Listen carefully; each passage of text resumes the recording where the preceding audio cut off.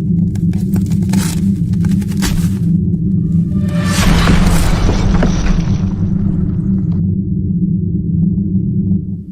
guys, Max here with you for another episode of Fantasy Tip, and this week we're gonna do the drops together.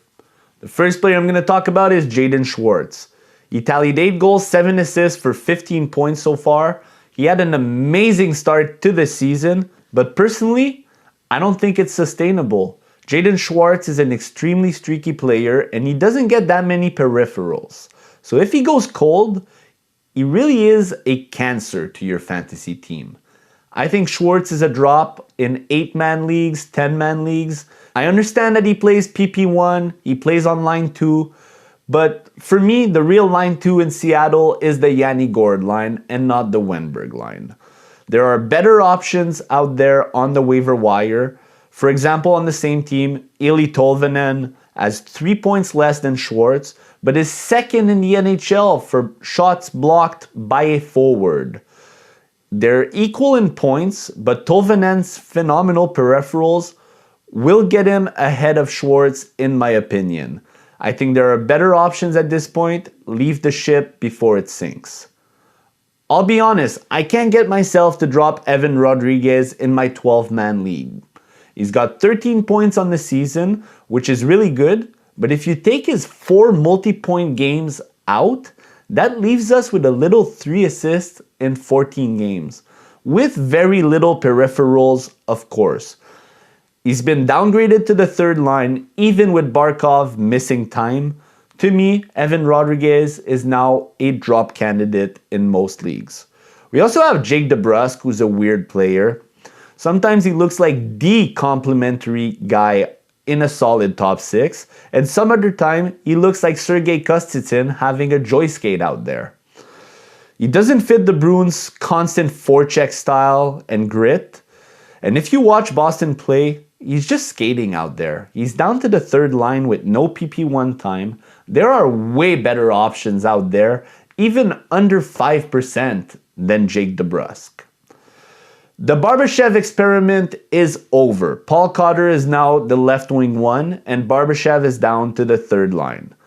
He's got 1 assist in the last 6 games and only 6 points on the season with a lot of line 1 and PP1 time.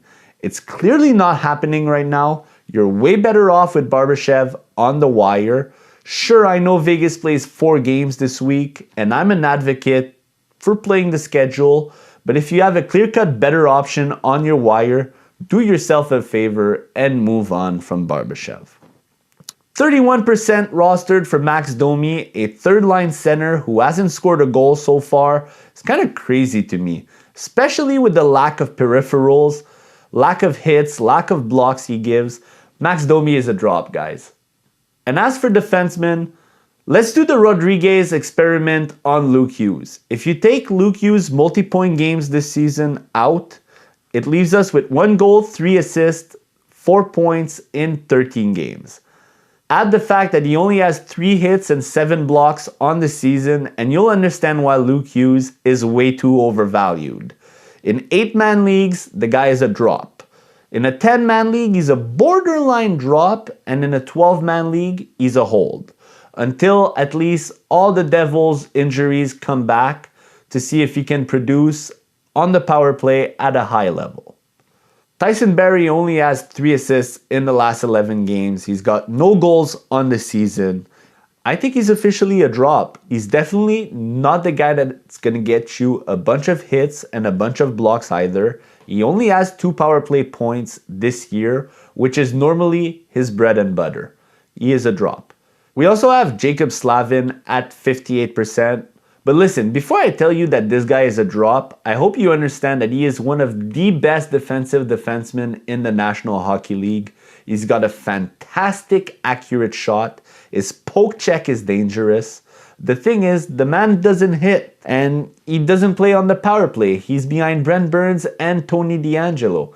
And guess what? If one of these two go down, Dmitry Orlov or Brady Shea will take over the power play spot, not Jacob Slavin.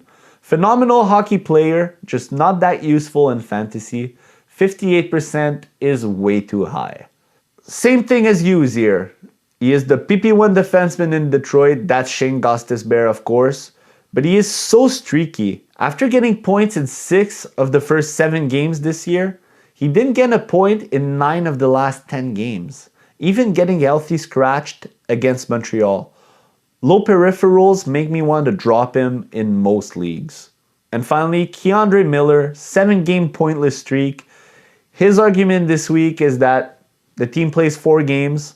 I would let it play out a little bit, but if he does no shows again, Miller is a drop. Even with Adam Fox out, it was a great spot to step up, and he really hasn't, unfortunately. He's just not that guy yet. And that's all for today, folks. Thanks for watching. If you liked the content, click the like and subscribe button, and I wish you guys luck for the week. Go get those W's, guys.